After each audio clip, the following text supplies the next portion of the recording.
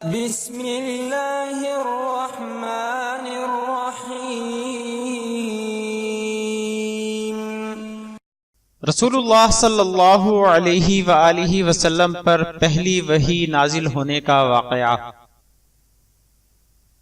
صحیح بخاری حدیث نمبر 3۔ ام المؤمنین عائشہ رضی اللہ عنہا نے بتلایا کہ نبی کریم صلی اللہ علیہ وسلم پر وحی کا ابتدائی دور اچھے سچے پاکیزہ خوابوں سے شروع ہوا۔ آپ صلی اللہ علیہ وسلم خواب میں جو کچھ دیکھتے وہ صبح کی روشنی کی طرح صحیح اور سچا ثابت ہوتا۔ پھر من جانب قدرت آپ صلی اللہ علیہ وسلم تنہائی پسند ہو گئے اور آپ صلی اللہ علیہ وآلہ وسلم نے غار حرا میں خلوت نشینی اختیار فرمائی اور کئی دن اور رات وہاں مسلسل عبادت اور یاد الہی اور ذکر و فکر میں مشغول رہتے۔ جب تک گھر آنے کو دل نہ چاہتا توشہ ہمراہ لیے ہوئے وہاں رہتے۔ توشہ ختم ہونے پر ہی اہلیہ محترمہ خدیجہ رضی اللہ عنہا کے پاس تشریف لاتے اور کچھ توشہ ہمراہ لے کر پھر وہاں جا کر خلوت گزین ہو جاتے۔ یہی طریقہ جاری رہا یہاں تک کہ آپ صلی اللہ علیہ وسلم پر حق منکشف ہو گیا اور آپ صلی اللہ علیہ وسلم غار حرا ہی میں قیام پذیر تھے کہ اچانک جبرائیل علیہ السلام آپ صلی اللہ علیہ وسلم کے پاس حاضر ہوئے اور کہنے لگے کہ اے محمد پڑھو۔ آپ صلی اللہ علیہ وسلم فرماتے ہیں کہ میں نے کہا کہ میں پڑھنا نہیں جانتا۔ آپ صلی اللہ علیہ وسلم فرماتے ہیں کہ فرشتے نے مجھے پکڑ کر اتنے زور سے بھینچا کہ میری طاقت جواب دے گی، پھر مجھے چھوڑ کر کہا کہ پڑھو۔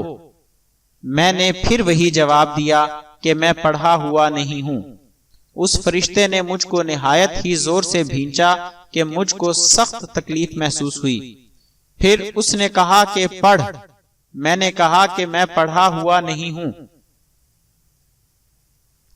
فرشتے نے تیسری بار مجھ کو پکڑا اور تیسری مرتبہ پھر مجھ کو بھینچا، پھر مجھے چھوڑ دیا اور کہنے لگا کہ پڑھو اپنے رب کے نام کی مدد سے جس نے پیدا کیا اور انسان کو خون کی پھٹکی سے بنایا۔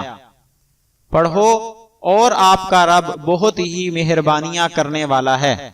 پس یہی آیتیں آپ صلی اللہ علیہ وسلم جبرائیل علیہ السلام سے سن کر اس حال میں غار حرا سے واپس ہوئے کہ آپ صلی اللہ علیہ وسلم کا دل اس انوکھے واقعہ سے کانپ رہا تھا۔ آپ صلی اللہ علیہ وسلم خدیجہ کے ہاں تشریف لائے اور فرمایا کہ مجھے کمبل اڑھا دو، مجھے کمبل اڑھا دو۔ لوگوں نے آپ صلی اللہ علیہ وسلم کو کمبل اڑھا دیا۔ جب آپ صلی اللہ علیہ وسلم کا ڈر جاتا رہا تو آپ نے اپنی زوجہ محترمہ خدیجہ رضی اللہ عنہا کو تفصیل کے ساتھ یہ واقعہ سنایا اور فرمانے لگے کہ مجھ کو اب اپنی جان کا خوف ہو گیا ہے۔ آپ صلی اللہ علیہ وسلم کی اہلیہ محترمہ خدیجہ رضی اللہ عنہا نے آپ صلی اللہ علیہ وسلم کی ڈھارس بندھائی اور کہا کہ آپ کا خیال صحیح نہیں ہے، اللہ کی قسم اللہ آپ کو کبھی رسوا نہیں کرے گا۔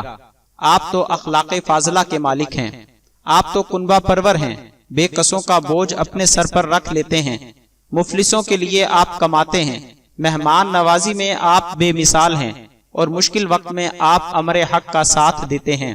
ایسے اوصاف حسنہ والا انسان یوں بے وقت ذلت و خواری کی موت نہیں پا سکتا۔ پھر مزید تسلی کے لیے خدیجہ رضی اللہ عنہا آپ صلی اللہ علیہ وسلم کو ورقہ بن نوفل کے پاس لے گئیں جو ان کے چچا زاد بھائی تھے اور زمانہ جاہلیت میں نصرانی مذہب اختیار کر چکے تھے اور عبرانی زبان کے کاتب تھے۔ چنانچہ انجیل کو بھی حسب منشاء خداوندی عبرانی زبان میں لکھا کرتے تھے۔ انجیل سریانی زبان میں نازل ہوئی تھی، پھر اس کا ترجمہ عبرانی زبان میں ہوا، ورقہ اسی کو لکھتے تھے۔ وہ بہت بوڑھے ہو گئے تھے، یہاں تک کہ ان کی بینائی بھی رخصت ہو چکی تھی۔ خدیجہ رضی اللہ عنہا نے ان کے سامنے آپ صلی اللہ علیہ وسلم کے حالات بیان کیے اور کہا کہ اے چچا زاد بھائی، اپنے بھتیجے محمد صلی اللہ علیہ وسلم کی زبانی ذرا ان کی کیفیت سن لیجئے۔ وہ بولے کہ بھتیجے، آپ نے جو کچھ دیکھا ہے اس کی تفصیل سناؤ۔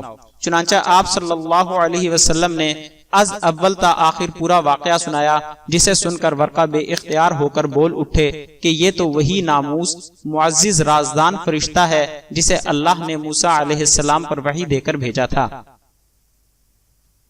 کاش میں آپ کے اس عہد نبوت کے شروع ہونے پر جوان عمر ہوتا، کاش میں اس وقت تک زندہ رہتا جب کہ آپ کی قوم آپ کو اس شہر سے نکال دے گی۔ رسول اللہ صلی اللہ علیہ وسلم نے یہ سن کر تعجب سے پوچھا کہ کیا وہ لوگ مجھ کو نکال دیں گے، حالانکہ میں تو ان میں صادق و امین مقبول ہوں۔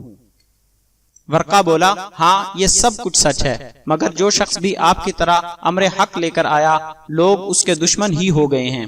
اگر مجھے آپ کی نبوت کا وہ زمانہ مل جائے تو میں آپ کی پوری مدد کروں گا۔ مگر ورقہ کچھ دنوں کے بعد انتقال کر گئے، پھر کچھ عرصہ تک وحی کی آمد موقوف رہی۔ یہ واقعہ صحیح بخاری کی حدیث نمبر 3 میں مذکور ہے۔ مزید اسلامی ویڈیوز حاصل کرنے کے لیے ہمارے چینل کو سبسکرائب کریں اور ہماری ویڈیوز کو لائک اور شیئر ضرور کریں۔ جزاک اللہ خیرہ، شکریہ۔